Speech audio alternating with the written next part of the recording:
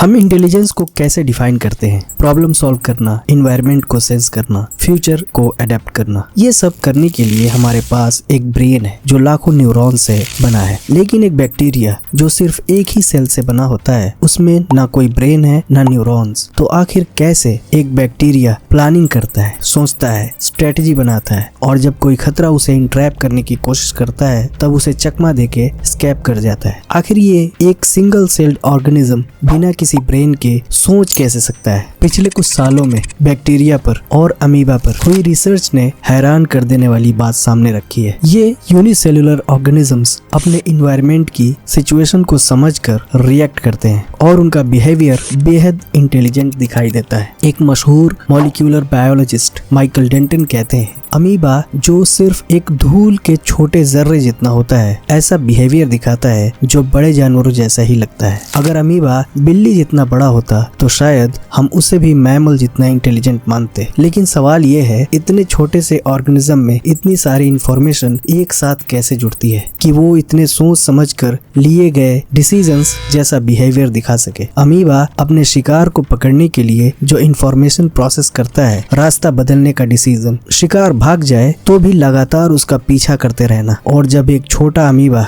किसी बड़े अमीबा के अंदर फंस जाता है तो ठीक उसी पल बाहर निकल आता है जब उसके प्रोटोप्लाज्म की दीवार सबसे पतली होती है। आखिर ये कैसे मुमकिन है, इसे मॉलिक्यूलर लेवल पर पूरी तरह समझा नहीं जा सका है। ये यूनिसेल्युलर ऑर्गेनिजम्स फैसला लेते हुए दिखाई देते हैं, लेकिन हैरानी की बात यह है कि इनके पास ना ब्रेन है, ना न्यूरॉन्स, ना नर्वस सिस्टम। हर अमीबा सिर्फ एक सिंपल सेल होता है जो प्रोटीन्स, फैट्स और पानी से बना होता है। इंटेलिजेंट बिहेवियर के और भी एग्जाम्पल बैक्टीरिया में देखने को मिलते हैं। जुलाई 1999 में छपी एक मशहूर French science magazine Science et Vie के मुताबिक बैक्टीरिया एक दूसरे से कम्युनिकेट करते हैं और जो इंफॉर्मेशन उन्हें मिलती है उसके अकॉर्डिंग कलेक्टिव डिसीजंस लेते हैं। साइंस एट वी के आर्टिकल के मुताबिक ये कम्युनिकेशन एक बेहद कॉम्प्लेक्स सिस्टम का नतीजा है। बैक्टीरिया का सरफेस एरिया इलेक्ट्रिकल सिग्नल भेजने और रिसीव करने के काबिल होता है। बैक्टीरिया इलेक्ट्रिकल सिग्नल के थ्रू अपने इन्वायरमेंट के कंडीशंस की इंफॉर्मेशन एक दूसरे से शेयर करते हैं, जैसे न्यूट्रिशन की जानकारी वगैरह। Based on this information way decide करते हैं कि उन्हें कितनी बार डिवाइड होना है और कब रिप्रोडक्शन के प्रोसेस को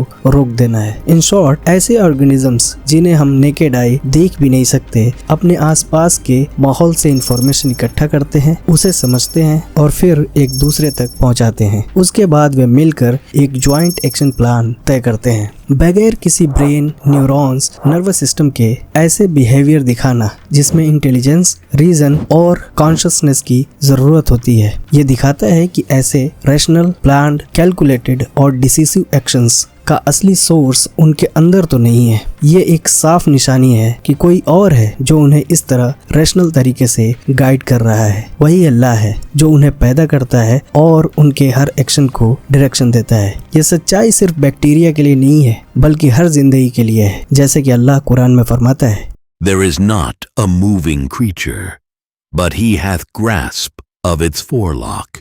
इस्लाम और साइंस वंडर्स के लिए इस चैनल को सब्सक्राइब कर लें। शुक्रिया।